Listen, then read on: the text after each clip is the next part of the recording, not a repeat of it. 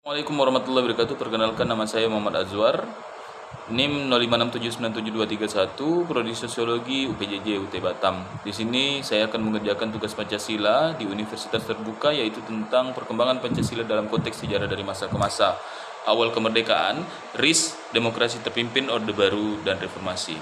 Yang pertama adalah awal kemerdekaan 1945 sampai dengan 1959. Penerapannya apa? Pancasila ditetapkan sebagai dasar negara dan pandangan hidup bangsa, namun menghadapi banyak tantangan. Tantangannya adalah terjadi berbagai pemberontakan seperti PKI, DII, DI atau TII dan RMS yang mengancam kesatuan bangsa. Perjuangannya adalah bangsa Indonesia berjuang mempertahankan kemerdekaan dan Pancasila sebagai pemersatu bangsa. Yang kedua, masa Republik Indonesia Serikat RIS atau dikenal RIS, yaitu 1949. Penerapannya apa? Indonesia menganut sistem federal yang menyebabkan penerapan Pancasila terpecah dan tidak merata. Tantangannya adalah terjadi dualisme konstitusi RIS dan negara-negara bagian yang melemahkan fungsi Pancasila sebagai dasar negara yang tunggal.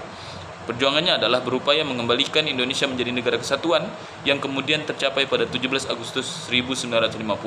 Yang ketiga, masa demokrasi terpimpin, yaitu 1959 sampai dengan 1965.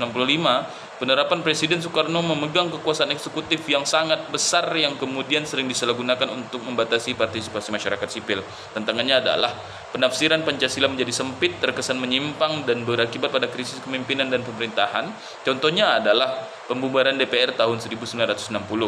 Perjuangan kita apa? Mengembalikan Pancasila sebagai dasar negara yang semestinya dengan menghindari dominasi kekuasaan. Yang keempat, masa Orde Baru tahun 1966 sampai dengan 1998. Penerapannya adalah Pancasila diinterpretasikan sebagai landasan yang kaku dan seringkali digunakan untuk melegitimasi kekuasaan politik dan ekonomi.